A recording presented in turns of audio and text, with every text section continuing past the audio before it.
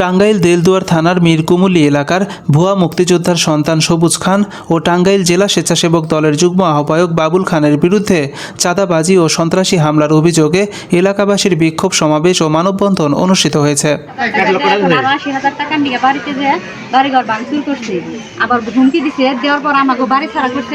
তারপর আমরা এলো 5-7 দিন মানে বাড়ি থেকে পলাতক ছিলাম। আপনার বাসাটা কোথায়? আমাদের বাসায় মিরকুমুলি। আইনি কোনো ব্যবস্থা নেন নাই? আইনের ব্যবস্থা নিয়ে আমরা বাড়িতে ঢুকছি। আইনের ব্যবস্থা নিয়ে এখন আমরা সরকারের কাছে মানে আমাদের এলো বিচার মানে ওর যে কোনো একটা ব্যবস্থা করার জন্য। এই বাবুল কে?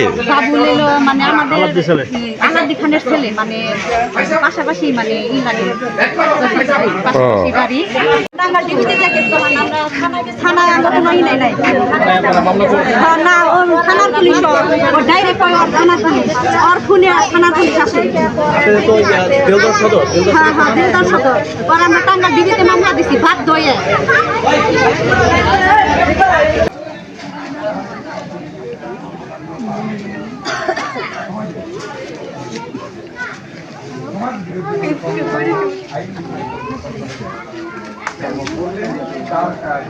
অবশ্যই ব্যবস্থা গ্রহণ করবেন কর্তৃপক্ষ।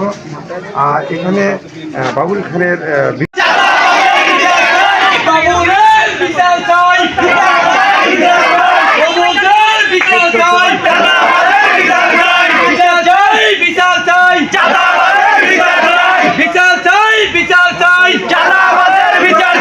সন্ত্রাসের বিচার চাই, বাবুলের বিচার চাই, সন্ত্রাসের বিচার চাই, বাবুলের বিচার চাই, বিচার চাই, বিচার চাই, বাবুলের বিচার চাই, বাবুলের বিচার চাই, চাঁদাবাজের বিচার চাই।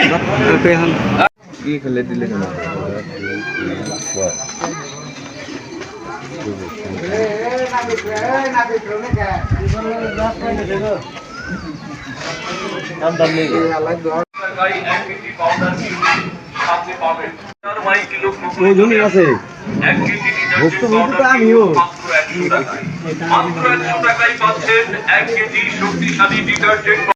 দলের দুর্নাম চলে আসে। তো আমরা যে কোনো দলের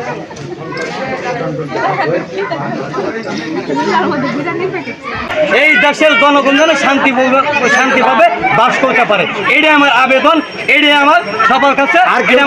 বিএনপির আর কোনো কর্মী না, আর কোনো কর্মী না, শুধু বাবুল। আর দ্বিতীয়তে আওয়ামী লীগ সরকারের আমলে সবুজ খান নামের একটি ছেলে, এই ছেলে আওয়ামী লীগের ভালোটা পদে থেকে সে অনেক চাঁদাবাজি করছে।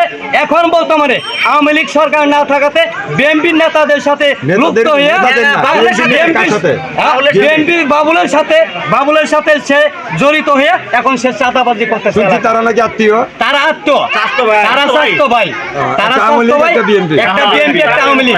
আবার এই সবুজের বাবার নাম দিয়েছে মুক্তিযোদ্ধা, আসলে ও মুক্তিযোদ্ধার সন্তান না, ওর বাবা না, ওর যে চাচা ছিল সেই ছিল মুক্তিযোদ্ধা।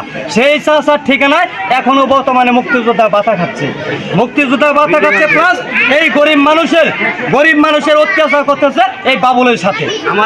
আজকে এই যে এই মিরকুমলি গ্রামে আবু কাইজের বাড়িটা এই চাঁদাবাজিরা যায় চাঁদা দিতে পারে না, এই বিদায় চাঁদার নিচে তারপর আরো যত চাঁদা চাইছে দিতে পারেনি, পরে এই আবুল বাড়িঘর ভাঙচুর করছে, তাকে বাড়ি। আমি সকলের কাছে আমার একটাই দাবি, ওর বিচার চাই, এই চাঁদাবাজের বিচার চাই। আচ্ছা, আপনারা যে বললেন যে দেলদুয়ার থানায় আপনাদের মামলা বা অভিযোগ নেন? না অভিযোগ নাই, আমরা কি বলছে পুলিশ? তারা বলছে যে হ্যাঁ তো বিএনপির নেতা হে ফোন দেয় পুলিশ আনে, এর কথা ছাড়া কেউ বাইরে যায় না। জি, পুলিশ আমার বাড়িতে আসছিল নগদ, আমি অভিযোগ করার না আমার বউ বলতে পারবো আমি বাড়িতে আছি।